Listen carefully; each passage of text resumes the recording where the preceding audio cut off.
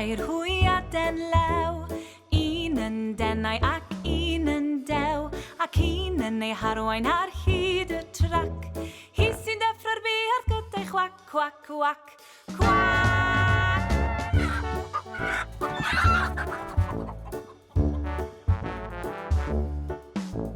Lawr aeth y tair i Lyn Y Waun, sigl-di, sigl-do, nôl a mlaen, ac un yn ei harwain ar hyd y trac.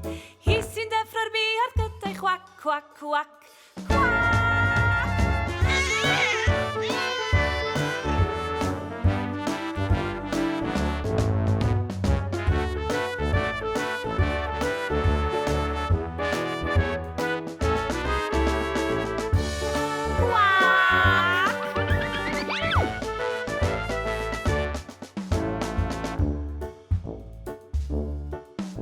Mae gen I dair hwyaden hi, un yn felen ac un yn ddi, ac un yn ei harwain ar hyd y trac.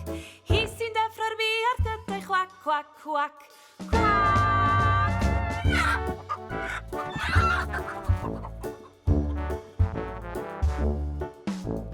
Nôl daeth y tair o Lyn Y Waun, sigl-di, sigl-do, nôl a mlaen, ac un yn ei harwain ar hyd y trac. Hi sy'n deffro'r buarth gyda'i chwac, cwac, cwac,